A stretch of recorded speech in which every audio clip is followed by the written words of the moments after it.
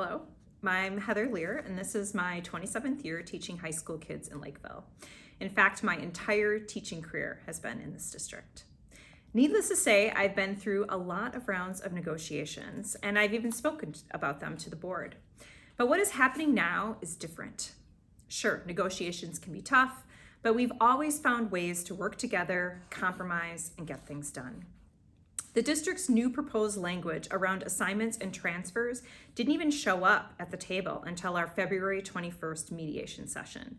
And it is now one of the hurdles making it hard to move forward because EML was informed at the negotiating table that the board is immovable on this language.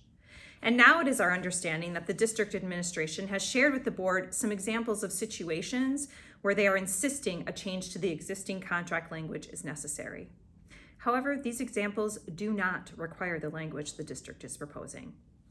The first example involves a high school department where the number of preps are unevenly distributed and a principal wants to redistribute the workload. This is really a non-issue because principals already have the right of assignment in the contract. For as long as I've been a teacher in Lakeville, individual departments have made the teacher schedules and then submitted them for the principal's approval. And usually they are approved because high school schedules are about both workload and the expertise of the educator in the courses taught. In the end, expertise benefits students and teacher workload. In the second example, two elementary teachers are on a grade level team where one has more district-wide seniority and one has more building-wide seniority. And the one with the building-wide seniority is moved when a section is cut. But our current contract language already has language to deal with this situation under Article 19, Section 8, Criteria for Transfer, where transferring the lowest seniority teacher requires the consensus approval of the rest of that grade level team. In the next example, a tenured teacher with many years in the district is in their first year teaching in a new building and assignment, but another teacher who has taught in the building longer is involuntarily transferred to a new building due to a reduction in classes. This is a tough situation. Moving the teacher who has been in the building the longest feels unfair, but so does moving the teacher who just arrived, forcing them to change buildings and assignments 2 years in a row. There are no easy solutions, which is why we have clear, objective procedures outlined in the contract to deal with such no-win situations.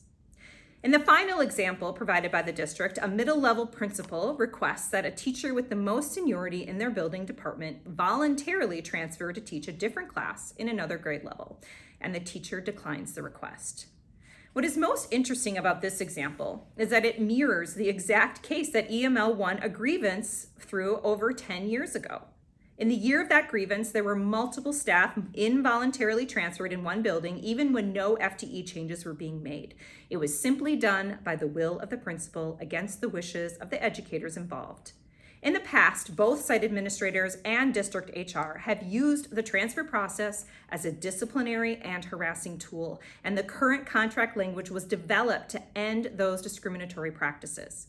It feels like the district is trying to reverse an arbitrator's ruling, which set a legal precedent regarding the EML contract language.